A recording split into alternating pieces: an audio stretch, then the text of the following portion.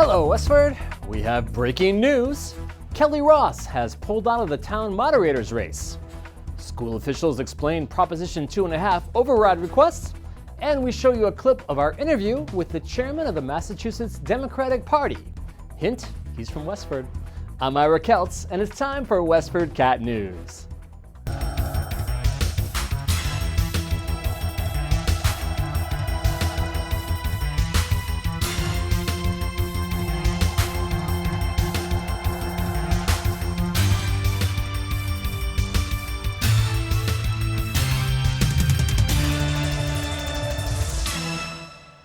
Kelly Ross, who is a certified candidate for town moderator, pulled out of the race on February 22nd and will also not be seeking a fourth term to the Board of Selectmen.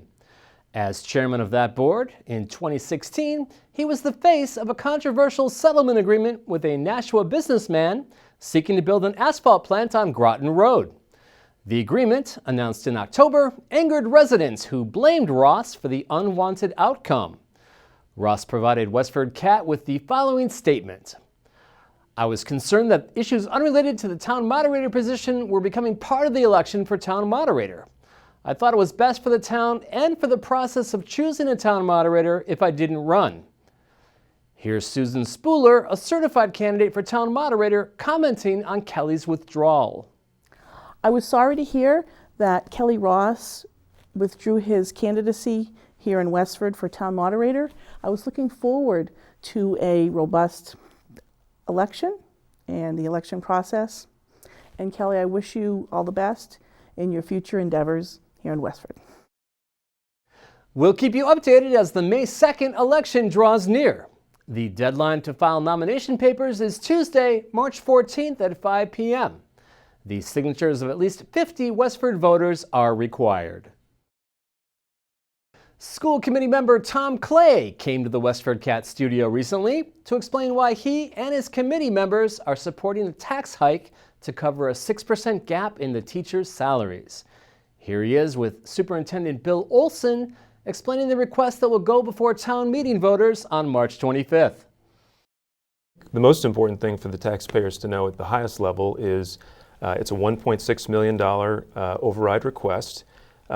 The way that we come to that number is we look at how we want to migrate the current pay level of the Westford teachers, which is drifted below comparable communities over time.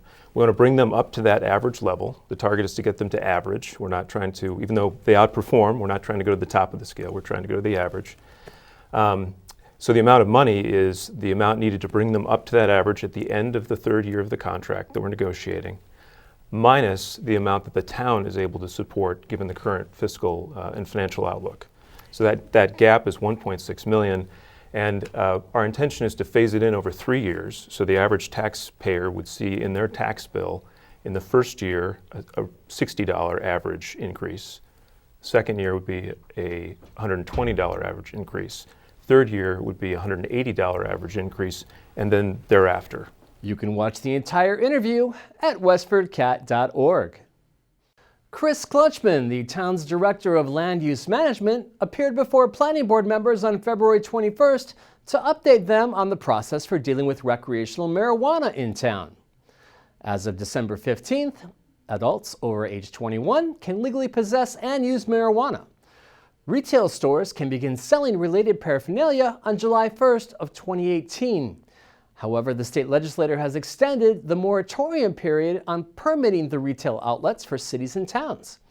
Here's Klutchman explaining why, and Planning Board Chairman Dennis Galvin's humorous remark. I just wanted to let the entire board know, and anybody who's watching who missed the Board of Selectmen meeting, I'm not sure, I think in late January, where they agreed to, at my recommendation, agreed to remove the recreational marijuana moratorium from the annual town meeting warrant and postpone it to the the October special town meeting in order to allow for frankly, basically continued discussion at the state level, at the legislature. The legislature leadership has indicated that they're going to continue to make changes to the law that was originally ballot question 4 that was approved by the voters in November. They have made one change, which was to extend the time period. That actually makes sure that we are, the town's held harmless.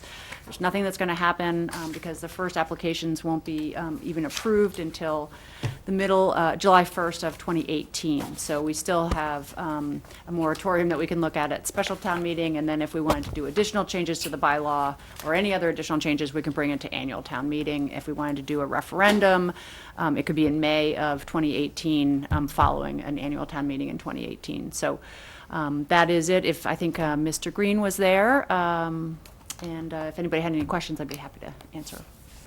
It's really just to bring you up to speed. The chairman was there too, by the way. I'm sorry. The chairman and Mr. Green were both there. Sorry. Being forgotten already. It's a blur. You can watch the entire meeting again at westfordcat.org. Westford resident Gus Bickford sat down on February 18th with our news director Joyce Polino Crane to discuss his new role as chair of the Massachusetts Democratic Party. Here he is, naming some of the candidates he's consulted for over the years. So can we name drop a little bit? Sure. So you mentioned U.S. Representative Nikki Tsongas. Correct. But also you've consulted for State Representative Jim Arcero. Yep. And State Senator Eileen Donoghue. And yeah. who else? I worked on the presidential campaigns of John Kerry, Al Gore. I worked full-time for Hillary Clinton in her 2008 race. And then when she lost the primary, I then went to work for the Obama campaign. I worked just recently in this last election for her state primary race in Massachusetts. But the majority of my efforts this last election I spent working on the No on 2, which was a charter school question. I've worked for many of the candidates, many of the elected officials that are the 2 U.S. senators and congresspeople in New Hampshire. I helped them in their congressional races and their race for governor, Jeanne Shaheen.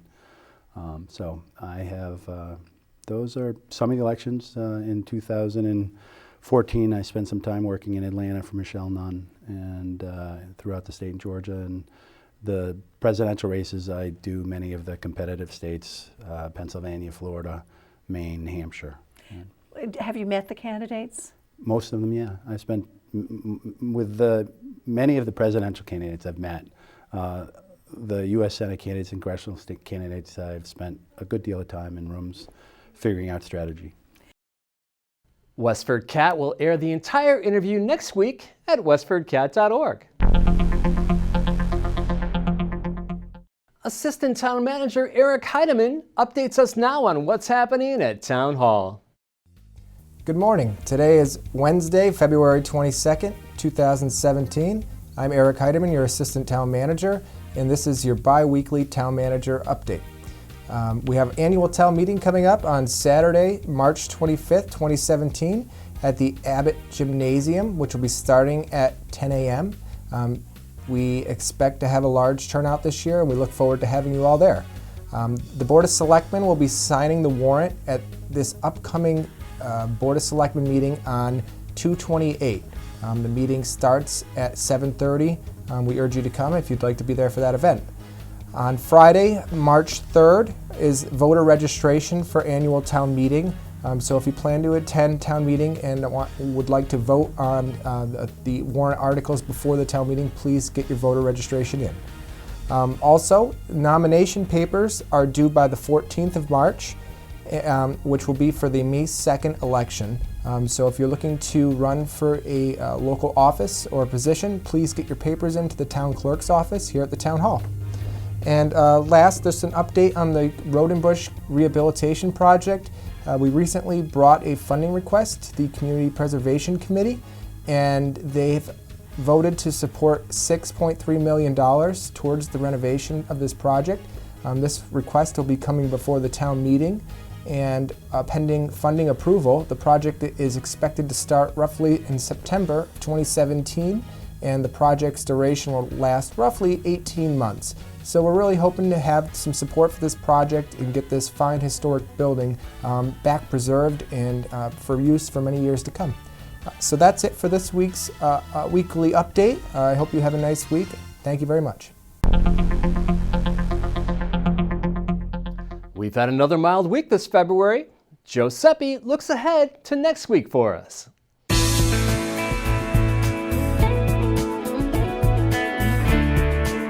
Hello, Westford.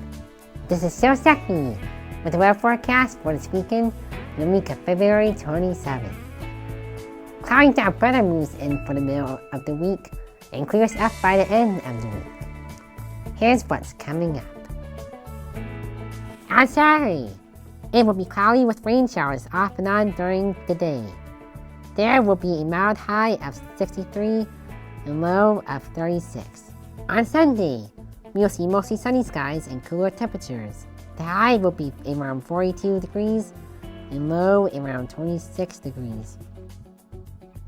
On Monday, there will be a mix of sunshine and clouds. The high will be around 40 degrees and low around 25. The damp weather moves in on Tuesday, and it will be cloudy with a mixture of wet snow showers and rain. The high will be 43 degrees and low around 35 degrees. On Wednesday, it will be cloudy with rain showers most of the day and into the evening. The high will be around 52 and low around 40 degrees. On Thursday, the clouds and rain showers will be around early in the day, and then we may see some clearing and possible sun later in the day. The high will be a warm 51 degrees and low around 31 degrees. On Friday, the sun reappears and it will be sunny along with just a few scattered clouds. The high will be around 43 degrees and low around 29 degrees. That was it with the weather. Have a great week, everyone. And here's Rekha Sharma with this week's health tip on the benefits of drinking water. Hi everyone, I'm Rekha Sharma, your Ayurveda practitioner for WestfordCAT News, back with a new health tip. Today I'm going to talk about recommendations of drinking water in Ayurveda. Ayurveda is a science of life, helping you heal better and live healthy naturally by balancing the natural elements of the body. Your body has 70% water, which plays an important factor in your health. In Ayurveda, it is recommended that one should drink water at normal temperature, then iced water, especially if you have congestion. One should avoid drinking water right after meal to avoid acidity and obesity. When you are thirsty, drink water instead of tea or coffee, as they are diuretics. Drinking water empty stomach in the morning helps to flush out toxins from the body and balances the natural elements of the body. Drinking lukewarm water helps to reduce weight and also helps to provide relief from joint pains. So stay hydrated, eat well. I'll be back with a new health tip. Bye for now. Peaches, a 10-year-old cat, is waiting for her home at the Lowell Humane Society. We first telecasted her story this fall and bring it to you again this week because she hasn't been adopted yet. Here's Patty Stalker with information on how you can adopt Peaches and other animals at the shelter. If you're looking for a furry friend to keep you company, stop by the Lowell Humane Society on Broadway Street in Lowell. Marketing and fundraising manager Crystal Arnott introduces us to Peaches, a quiet 10-year-old female cat in need of a loving home. So this is Peaches. She's a 10-year-old domestic shorthair, and she was surrendered to us back in November. So she's been with us for a little bit now. She was brought in, unfortunately, because her family of 10 years was moving to a place where pets were not allowed. It's a reason that we see for a lot of people surrendering their pets. So if anyone out there is a landlord, we would encourage you to have some, decent pet policies. Definitely hold your families, your tenants accountable, for their pets, but also give them the opportunity to show they can be good pet owners Maybe put some safety deposits, pet deposits down as an option, but allow people to, bring their pets with them.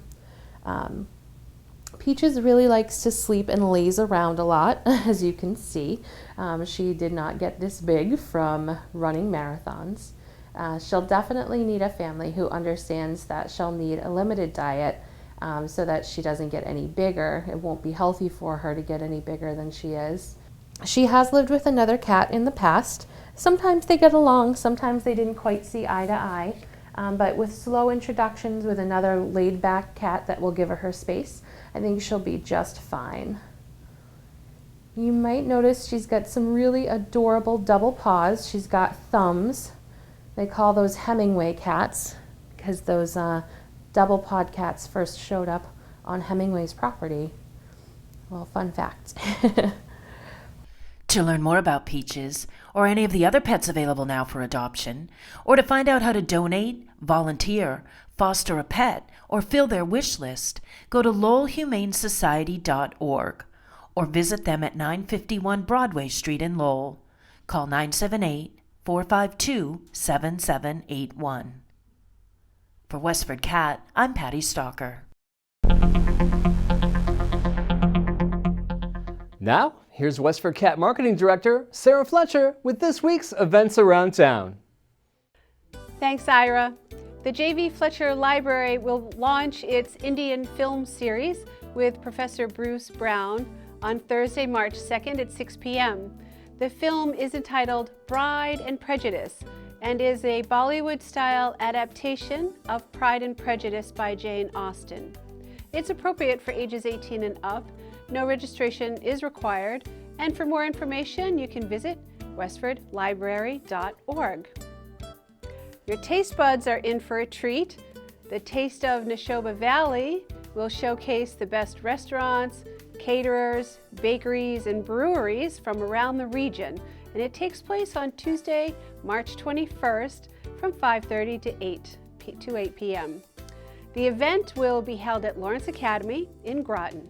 Tickets are $30 in advance and $35 at the door. You can get your advance tickets online at rodenbush.org. The Cameron Senior Center will hold a showing of the Robert De Niro movie, The Intern, on March 16th from 4:30 to 6:30 p.m. Light refreshments will be served.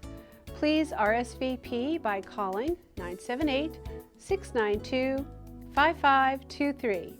The Senior Center presents movies on the third Thursday of each month.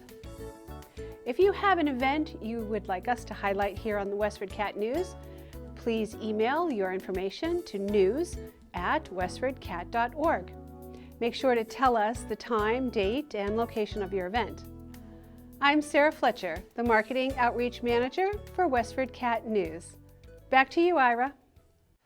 And that's a wrap, Westford. We end today with scenes from a performance of the Cantori Scolari, the regional youth choir of the Indian Hill Music School in Littleton. We gather here together with joyful heart and mind. We raise our voices ever, our distant souls to bind, to remember and to remember our friendship, love, and joy, that music made together may one day heal mankind. To remember and to remember